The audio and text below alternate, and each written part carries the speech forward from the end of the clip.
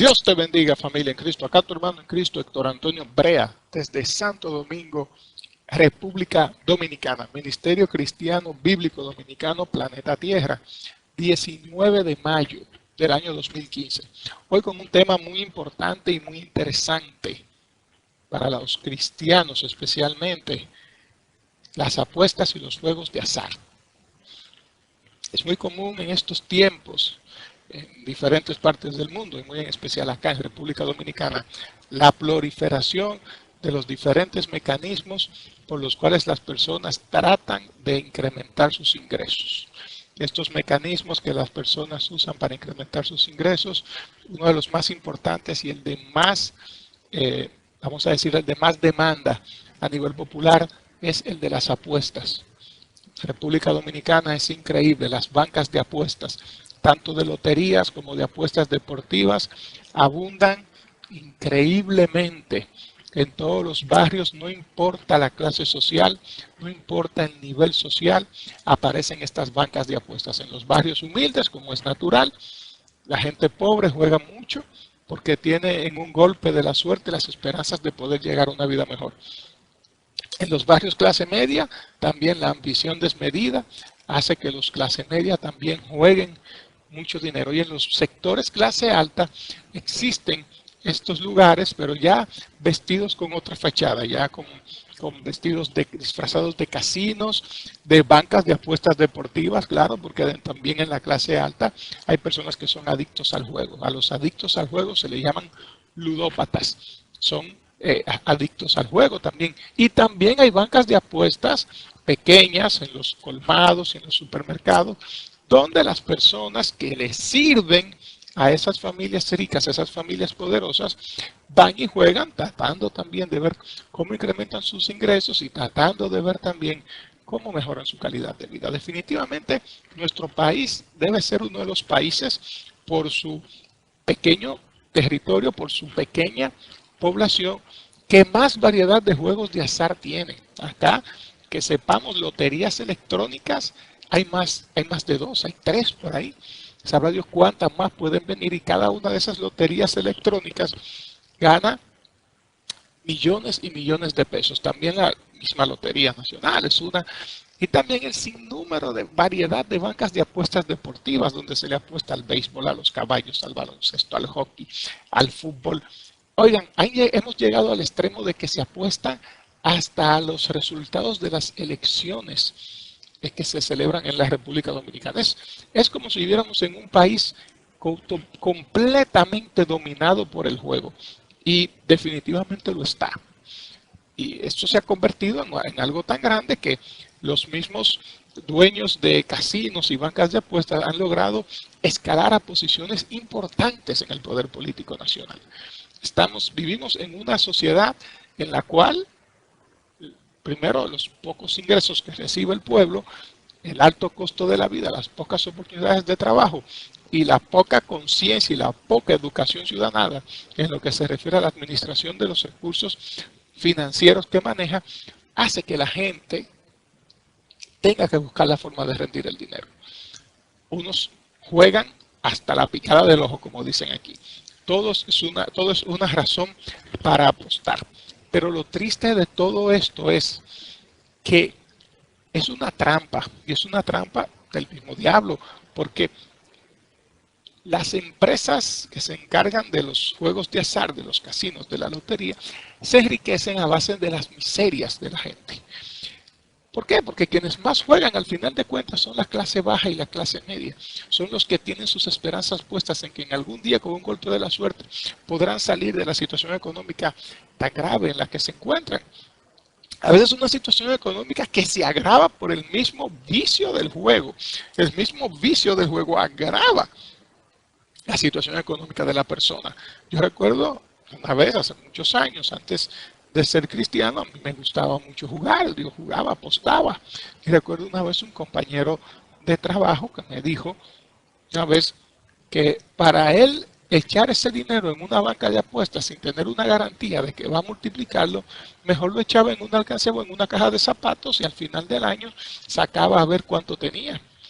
Y si lo calculamos de esa manera, bueno, pues tiene sentido. Si usted juega $10 todos los días o $5 todos los días y ese dinero usted lo toma y lo guarda en una cuenta de banco o en una caja fuerte, ¿cuánto tendrá al final del año?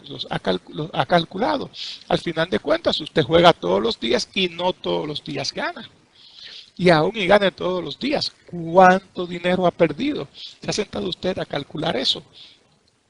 Pues en la comunidad cristiana debemos evitar que nuestros hermanos, las personas que han decidido entregar su vida a Cristo, también mantengan esa costumbre del juego, porque particularmente no va de acuerdo con lo que Dios establece. Un cristiano fiel no juega ni loterías, ni juega apuestas, ni nada por el estilo. ¿Por qué? Porque ya hemos decidido servirle a Dios y que Él se convierta en nuestro principal proveedor. Y muchas promesas de provisión nos da el Señor en la Biblia. Muchísimas promesas de provisión. Y yo les voy a hablar con la Biblia de la posición bíblica respecto a esto de las apuestas y los juegos de azar. ¿Por qué? Porque detrás de las apuestas y los juegos de azar se encuentra ¿qué? Se encuentra la avaricia, un pecado que Dios aborrece. La avaricia. Porque la avaricia también trae consigo a la vanidad, y la vanidad hace que el ser humano se sienta más que los demás, se enaltezca sobre su prójimo, que a veces lo lleva a cometer actos tan delicados y tan barbáricos como abusar de los hermanos y el peor de todos, y respetar la dignidad humana, algo que es fundamental, algo que es parte de la sabiduría, parte de una persona sabia, es el respeto a la dignidad humana, porque el mismo Señor nos dice, misericordia quiero, más que sacrificios. Entonces, veamos qué dice la Biblia al respecto. Mateo 6, versos del 19 al 21, nos dice el Señor Jesús, y leemos esta palabra en su sagrado y santísimo nombre, dice, pero gran ganancia es la piedad, no os hagáis tesoros en la tierra, donde la polilla y el orín corrompen, y donde ladrones minan y hurtan, sino haceos tesoros en el cielo, donde ni la polilla ni el orín corrompen, y donde ladrones no minan ni hurtan, porque donde esté vuestro tesoro, allí también estará vuestro corazón. Ahora sí, en 1 Timoteo 6, versos de 6 al 11, sí dice, lo siguiente dice, pero gran ganancia es la piedad acompañada de contentamiento, porque nada hemos traído a este mundo y sin duda nada podremos sacar. Así que teniendo sustento y abrigo, estemos contentos con esto. Porque los que quieren enriquecerse caen en tentación y lazo, y en muchas codicias necias y engañosas. ¿Están oyendo, hermanos? Muchas codicias necias y engañosas, que hunden a los hombres en destrucción y perdición. Porque raíz de todos los males es el amor al dinero, el cual, codiciando algunos, se extraviaron de la fe y fueron traspasados con muchos dolores. Mas tú, oh hombre de Dios, huye de estas cosas y sigue la justicia, la piedad, la fe, el amor, la paciencia y la mansedumbre.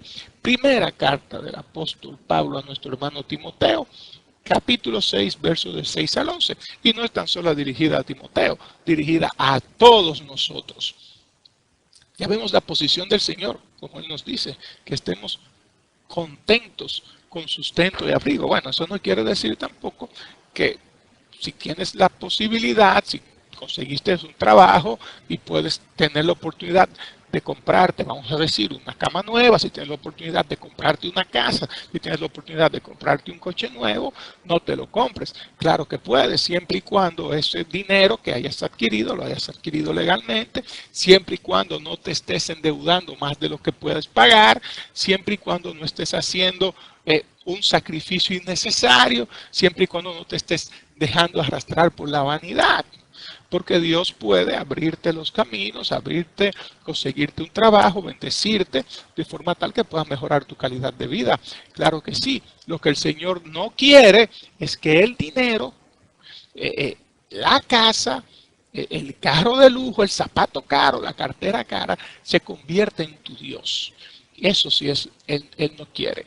Pero claro que tienes el derecho a mudarte en una casa cómoda, claro que tienes el derecho a poder aspirar, a poder soñar con tener una casa, con tener un carro, con pasear, con viajar, claro que sí. ¿Quién dijo que no? El mundo Dios lo creó para que lo disfrutemos. Pero ahí es donde está el detalle.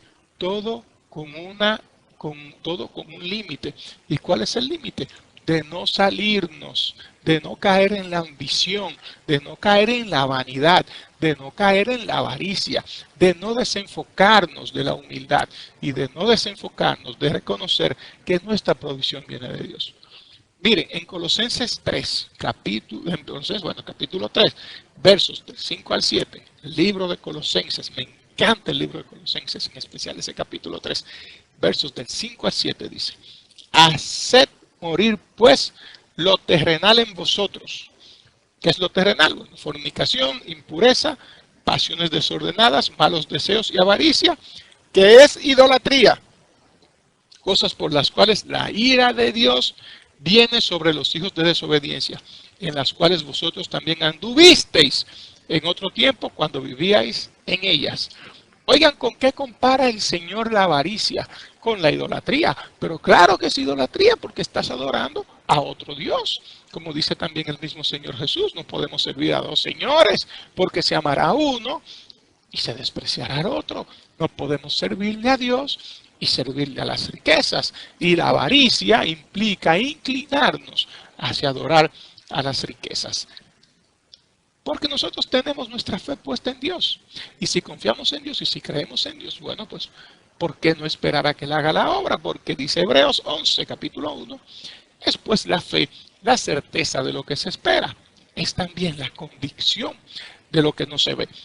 En los últimos años, como si fuera, y como en realidad lo es, parte de la gran apostasía que está arropando a la iglesia, al pueblo, a la humanidad en general, nos encontramos con algo muy común, que son también una especie de apuesta que se juega dentro de algunas congregaciones y algunos ministerios que dicen ser cristianos, que son los famosos pactos económicos del muy famoso Evangelio de la Prosperidad, en el cual le predican a las personas que la pobreza es maldición, en el cual le predican a las personas que Jesús se hizo pobre para que nosotros nos enriqueciéramos, en la cual se predica que, bueno, que una persona que esté atravesando por una situación económica difícil, pues es fruto de que no está ofrendando, de que no está diezmando, de que le está robando a Dios, y que si ahora mismo tú estás en una situación económica precaria, eso es una maldición que tienes que romperla con una buena ofrenda, con un desprendimiento,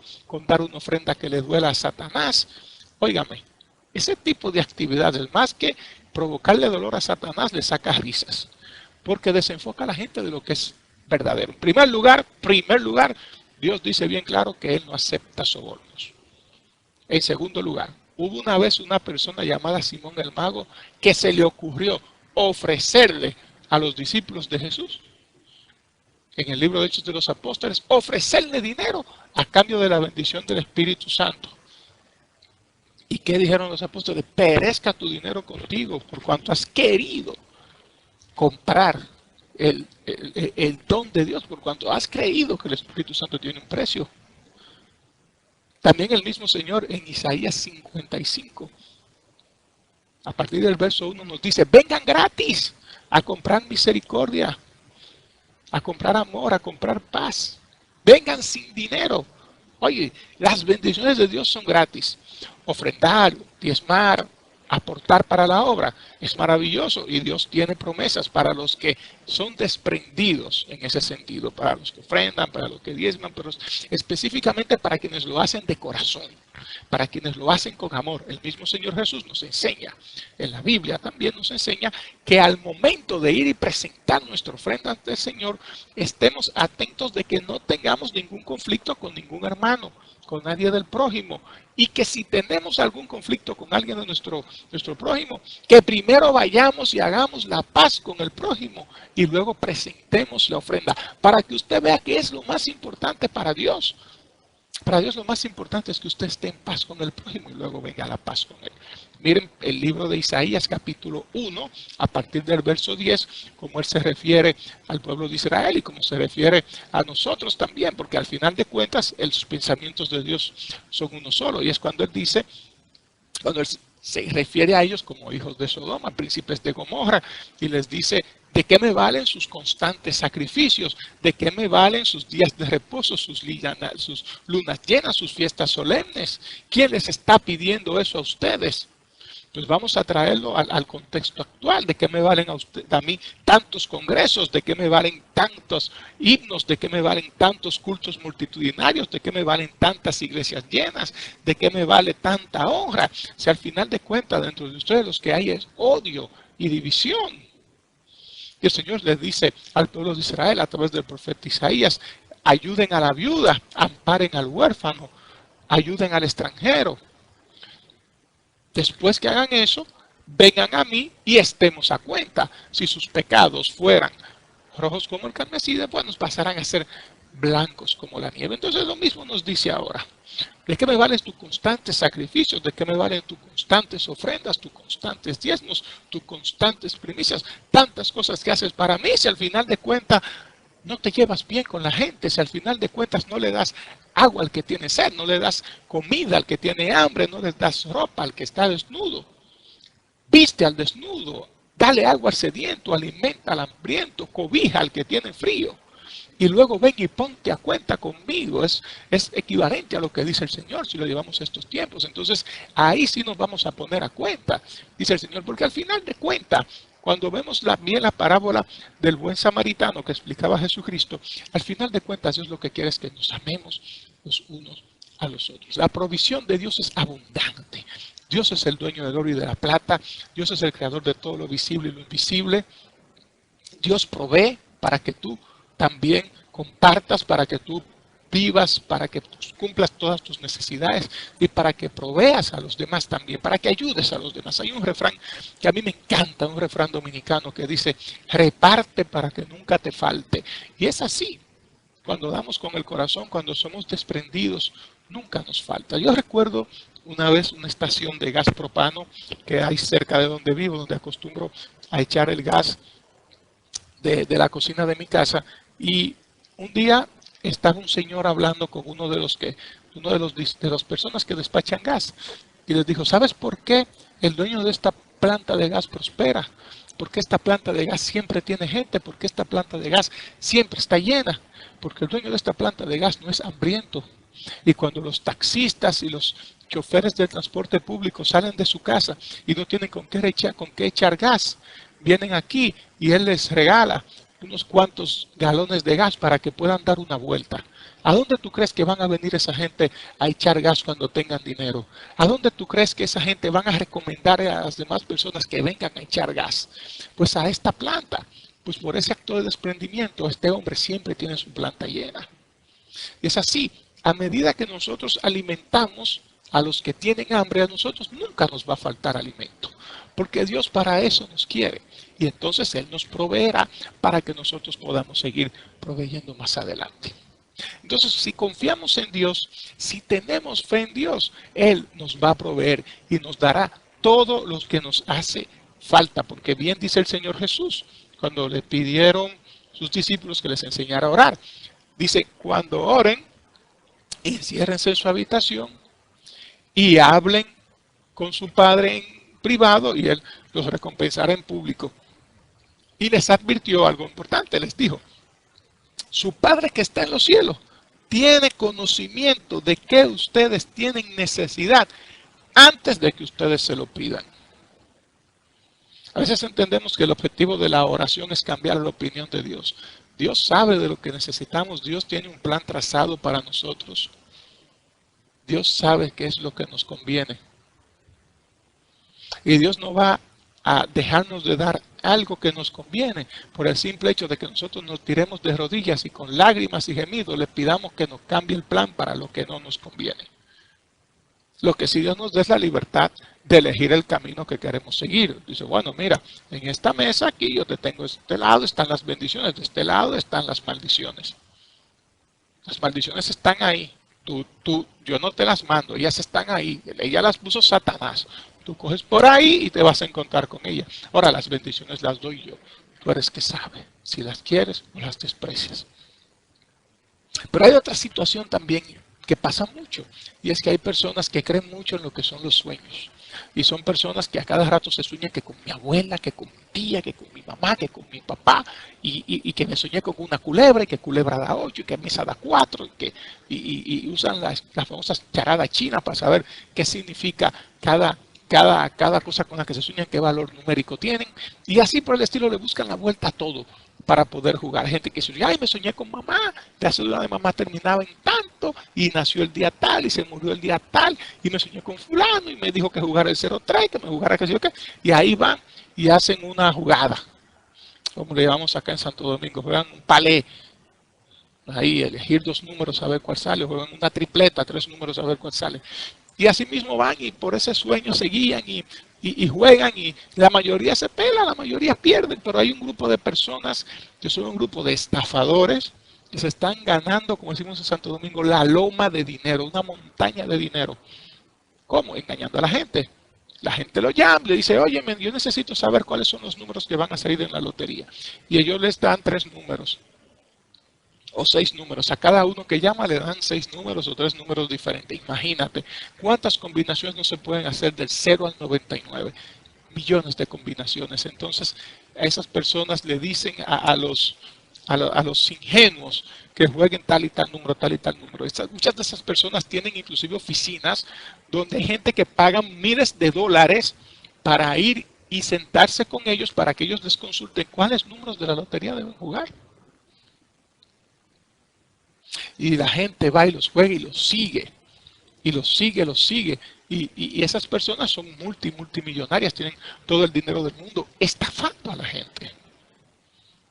Hubo una época en la cual la Lotería Nacional de República Dominicana fue muy reconocida porque se hacían fraudes con los sorteos. Eso es público en este país.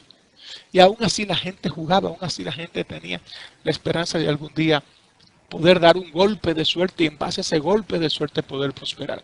A mí me llama mucho la atención algo, me llama la atención el hecho de que la ciudad de Nueva York es una ciudad que tiene una población, bueno, sin duda equivocarme, o mayor o casi igual a la población de la República Dominicana. La República Dominicana tiene 10 millones de habitantes, la ciudad de Nueva York debe andar por esa cifra.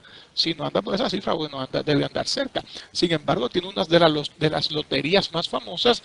Y cuando alguien se saca la lotería de Nueva York, eso es un escándalo mundial, porque particularmente no es muy común que la gente se gane la lotería de Nueva York. Bueno, aquí en República Dominicana hay muchísimas loterías con las mismas oportunidades que la lotería de Nueva York, seleccionando 6 números, ganarse algunos millones de pesos, que a veces llegan a más del $1.000.000. Entonces, ¿cómo es posible que ya que hay, que es más gente, que independientemente de que no haya, quizás de que no solamente lo juega gente de Nueva York, también lo juegan de otros estados de la Unión Americana, tienen la facilidad, bueno, de jugar la lotería de Nueva York porque están dentro del mismo territorio, allá duran tanto para salir y aquí salgan, a cada rato hay un ganador. O sea, son cosas que siempre llaman a suspicacias, pero sí hay un detalle importante, independientemente de que se lo ganen de verdad o no, hay una situación y es que las estadísticas han dicho o dicen que más del 70% de las personas que se ganan la lotería o que se hacen de fortuna por golpe de suerte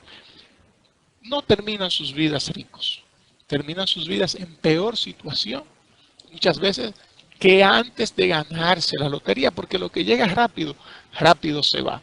Cuando usted se gana el dinero con mucho esfuerzo, con mucho sacrificio, usted le tiene más amor.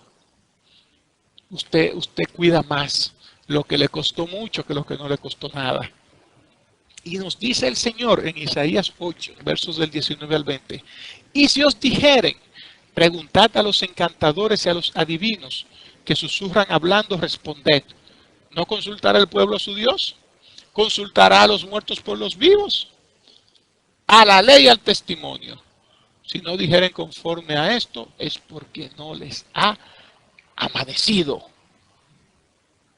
Es porque no les da la gana. Y a veces me topo con personas que dicen que aman a Dios, que dicen ser cristiano. Oiga, yo me he topado con gente con una cachaza tan grande Gente que ha dicho, gente que ha dicho que hacen apuestas y que ganan su apuesta, que dicen, eso fue Dios que me dio ese premio. Y gente que hacen una apuesta y pierden y dice, eso fue el diablo que no quiso que yo me lo gane. Oye, el diablo quiere que te la ganes para que sigas jugando. ¿Por qué no lo dices al revés? ¿Por qué cuando ganas no dices, me lo dio el diablo y cuando pierdes dices, Dios no quiso que me lo ganara? Porque Dios no está de acuerdo con eso. Dios no está de acuerdo con eso porque eso es avaricia y la avaricia es idolatría. Y si usted es cristiano y usted cree en Dios y usted confía en la provisión de Dios, pues debe recordar un salmo muy famoso, que es el Salmo número 23, que dice que Jehová es mi pastor, nada me faltará. Una promesa, también hay una promesa del Señor en los Salmos que dice, no he visto justo desamparado ni su simiente que mendigue pan. Y la Biblia está llena de promesas y la más hermosa de todas está en Deuteronomio 28, las promesas por las bendiciones por la obediencia. Lea Deuteronomio 28, las bendiciones por la obediencia de los mandamientos, a los mandamientos del Señor. Y yo quiero cerrar con un mensaje que nos da el apóstol Pablo. El apóstol Pablo, un hombre completamente inspirado por el Espíritu Santo, un verdadero guerrero de Dios, un hombre que se caracterizó por defender el Evangelio, por defender la palabra de Dios, por defender la enseñanza de Cristo. Un hombre que pagó con su vida, al igual que el apóstol Pedro y al igual que la mayoría de los discípulos del Señor, pagaron con su vida por la defensa del Evangelio, por la defensa de la verdad de la palabra. Y el apóstol Pablo nos da en 2 de Corintios capítulo 9 unas palabras que son lapidarias. En ese sentido dicen lo siguiente. ¿Y por qué le digo lapidarias? Les digo lapidarias en el sentido de que son palabras estrictas, palabras que sellan. Cuando usted va, por ejemplo, a un cementerio y ve que hay una urna, bueno, la lápida es como lo que sella la urna. Es como algo que dice, bueno, aquí hay alguien, este es su nombre, esto es lo que hay, aquí nació, aquí murió. Entonces, esta palabra, esta sentencia del apóstol Pablo, es una sentencia para darle paz a los cristianos y también para darle una esperanza. ¿Paz por qué? Porque mucha gente vive bajo la presión. Y aquí el apóstol Pablo nos quita la presión diciéndonos la verdad de la posición de Dios respecto a qué debemos hacer para ser prosperados por el Señor. Además de la obediencia, un detalle muy importante, la solidaridad y la generosidad de corazón. Segunda de Corintios capítulo 9, versos del 5 en adelante dice, por tanto tuve por necesario exhortar a los hermanos que fuesen primero a vosotros y preparasen primero vuestra generosidad antes prometida, para que esté lista como de generosidad y no como de exigencia nuestra. Por esto digo, el que siembra escasamente también segará escasamente. El que siembra generosamente también generosamente segará. Cada uno dé como propuso en su corazón, no con tristeza ni por necesidad, porque Dios ama al dador alegre. Y poderoso es Dios para hacer que abunde en vosotros toda gracia, a fin de que teniendo siempre en todas las cosas todo lo suficiente, abundéis para toda buena obra. Como está escrito, repartió, dio a los pobres, su justicia permanece para siempre. Y el que da semilla al que siembra y pan al que come, proveerá y multiplicará vuestra sementera y aumentará los frutos de vuestra justicia, para que estéis enriquecidos en todo, para toda liberalidad, la cual produce por medio de nosotros acción de gracias a Dios. Segunda de Corintios 9, versos del 5 al 10. Esto es maravilloso porque mucha gente vive asustada, mucha gente tiene temor. Hay gente, oiga, hay iglesias en las que le predican a la gente que el que no ofrenda ni diezma va al infierno, de que el que no ofrenda ni diezma pierde su salvación. Y eso no es así, eso no es bíblico. Lo que sí es bíblico es una promesa del Señor de que el que lo hace de corazón, no por necesidad, ni con tristeza, ese sí es bendecido. ¿Y cuál es el que no da por necesidad? Bueno, el que no da por necesidad es aquel que dice, bueno, Señor, eso sí, te voy a dar este diezmo, pero eso sí, me lo multiplica por 20. Porque tú prometiste que tú vas a abrir la puerta del cielo. Así que ábreme la puerta, mira, te voy a echar 5,000 pesos. Quiero ver esa puerta abierta. Es el que da por necesidad. O el que dice, déjame darte esta ofrenda, Señor, te voy a dar estos 1,000 pesos porque debo 50,000, porque yo tengo fe, yo declaro que mañana aparecerán 50,000 en mi cuenta de banco porque yo voy a hacer un pacto contigo. Ese da por necesidad. ¿Cuál es el que da con tristeza? El que dice, ay Dios mío, ya viene la quincena, tengo que sacar el diezmo, tengo que sacarlo de la ofrenda, a mí que no me alcanzan los cuartos, y va a la iglesia y echa esa ofrenda y ese diezmo con una cara que da una pena, da más pena que otra cosa. Ay, a mí el dinero nunca me alcanza, déjame ver cuánto es el diezmo, 5,000 pesos, toma Señor tu diezmo, y echando el diezmo y el otro día cogiendo prestado lo que ha dicho de diezmo. Ese da con tristeza. ¿Y qué nos dice el apóstol? Que esos no son los que Dios le agrada. Dios le agrada el que va y echa y dice, bueno Señor, acá te traigo mi ofrenda, acá te traigo mi diezmo, aquí te traigo mi primicia. Gracias por haberme provisto para yo poder compartir contigo y compartir con mis hermanos, compartir con la iglesia. Aquí está mi parte. Gracias Señor. Y aquí te la entrego en el nombre glorioso y todopoderoso de Jesús. Ese es el que da alegre. Aquel que le dice, mira que hay un hermano enfermo que necesitamos una receta. Venga, venga, aquí está la parte mía. O si puede comprar la compra completa. Y preferiblemente si lo hace en secreto. Aquel que está atento a las situaciones de su familia, porque hay una parte importante. Hay personas que se olvidan de su principal ministerio, que es la familia. Hay personas que dicen, ay, no, tengo que ir. ¿Cuánto es que necesita, cuánto es que hay que buscar para la medicina de mamá, para la medicina de papá? Es 5,000 pesos. Ah, no, espérate, los 5,000 pesos que yo tengo aquí, eso es el diezmo. Y yo tengo que sacar primero lo del Señor.